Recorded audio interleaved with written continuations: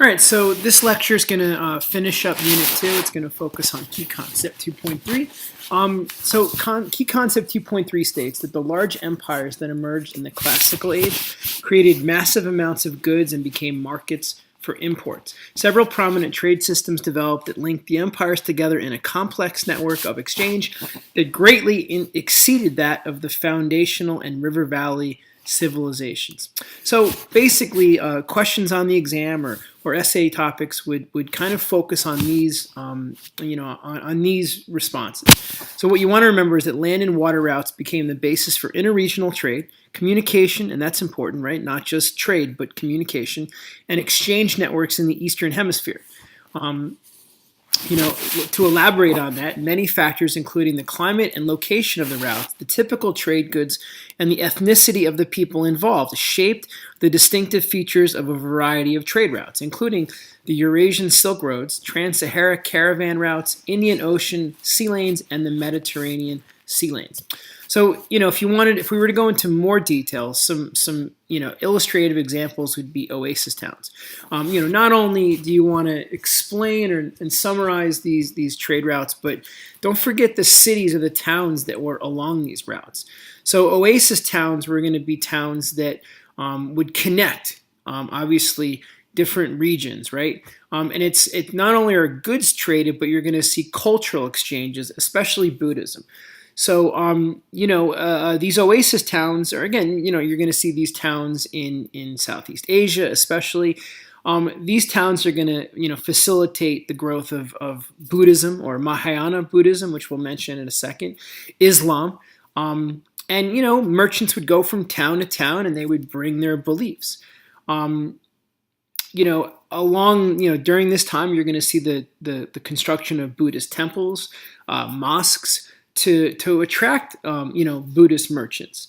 If you're a trader, you might want to adapt or adopt the religion of your fellow traders, right? To kind of help you make more money. It's not only Buddhism and Islam that spreads along these roads, but you're going to see Christianity too. Christianity is also going to make its way into China. Not like Buddhism, but you're going to see, you're going to see, Christian missionaries and churches pop up. Judaism, or at least the communities, are going to probably develop in Southeast Asia. So you're going to see that, Jewish diaspora communities in Thailand. Even though Thailand's not necessarily along the Silk Road, that's part of the Indian Ocean trade. So, that's a big change here. Not only are goods being exchanged, but so are cultural aspects as well. One group that we do want to remember that played a big part in at least the Mediterranean trade were the Phoenicians. It's a classical civilization. They're going to kind of, emerge in and around the ancient Greek times. They're going to basically, their communities are going to exist right over here in the Eastern Mediterranean, where Lebanon and Israel are today. And they were a sailing empire.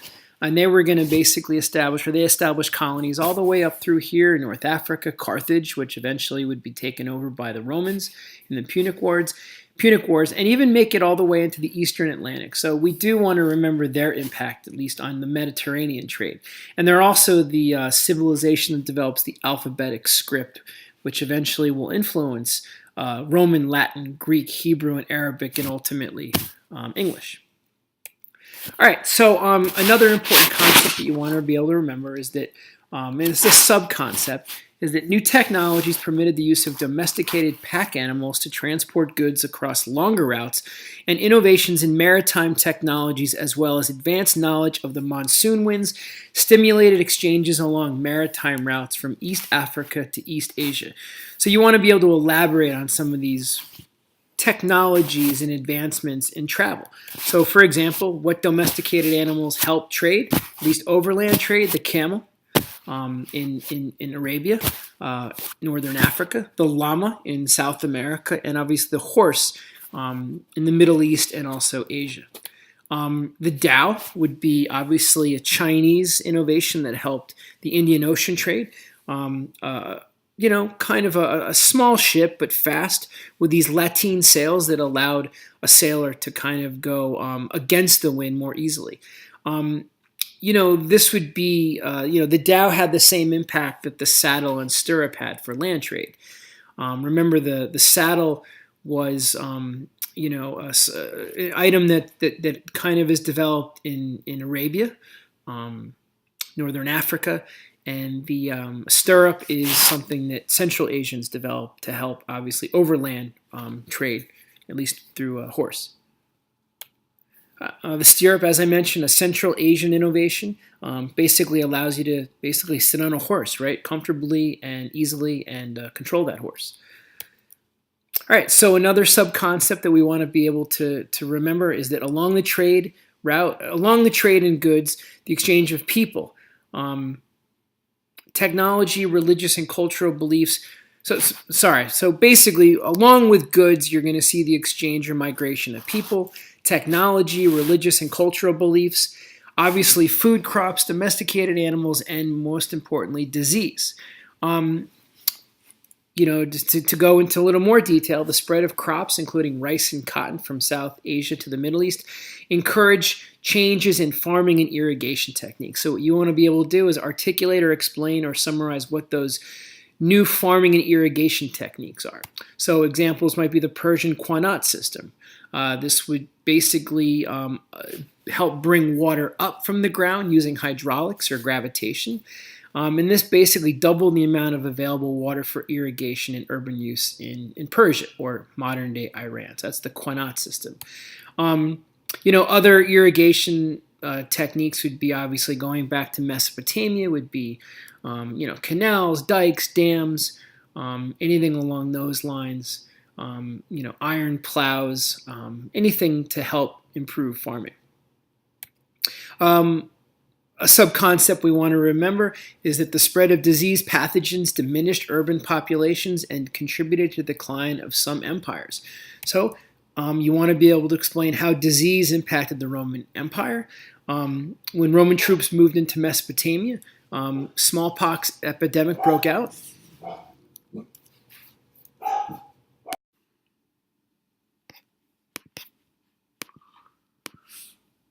All right, sorry about that little interruption. So the final theme is going to be disease, and what you want to be able to do is explain how disease impacted some of these empires. So we know that smallpox broke out and devastated the Roman Empire around 166 BC. Brought into the empire by Roman troops who were in Mesopotamia. It was also brought in by trade routes through pack animals. So a variety of ways it made it into the empire, but at the end of the day, what it really did is it's going to devastate population, and we know that that's going to weaken the empire, and that left it susceptible to invasion.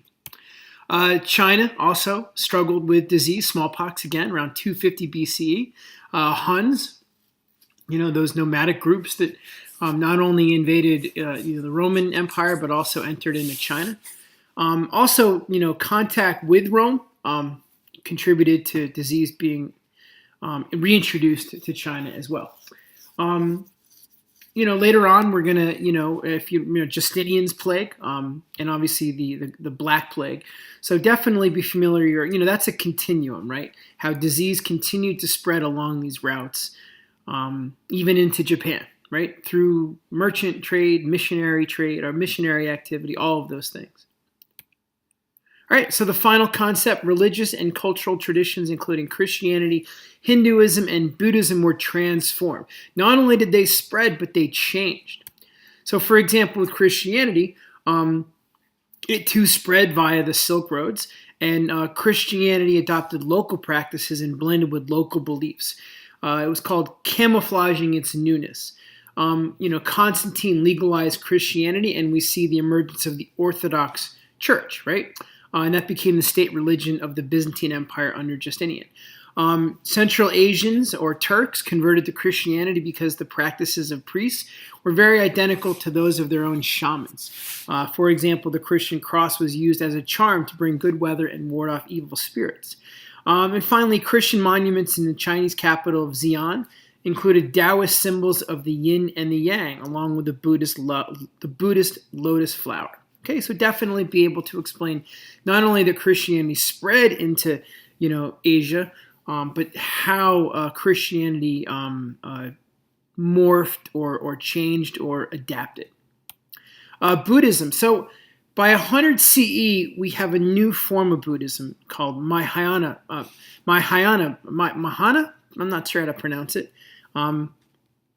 Basically, by 100 CE, the attitude now was if you could still practice Buddhism, but you didn't have to join the order. You didn't have to give up your relationships with your families. Basically made it a little more flexible. So you could pray to the Bodhisattvas. These were someone headed for the Buddhahood, and they were basically staying in touch with. They would stay in the human world to help humans attain nirvana. So the idea would be, again, you would, achieve nirvana with the help of this Bodhisattvas. But at the end of the day, you did not have to, make that complete commitment to Buddhism to achieve nirvana. Mahayana Buddhism became identified with Silk Road trade probably more than any other belief system. Monasteries are going to basically, be established along these networks, the oasis towns as well. And it's just going to, contribute to the spread of, and again, because this form of Buddhism was less restrictive, it was probably more attractive to people. Its close connection with trade made conversion to Buddhism an attractive option. If you're a merchant, if the people you're trading with are Buddhist, you too might, convert to establish, those trade relationships. We do know that the lower classes in India were attracted to Buddhism because of its opportunities for all people. Basically, Buddhism is going to, expand as trade expands. And again, it's going to be attractive to these lower classes. Hinduism also transforms.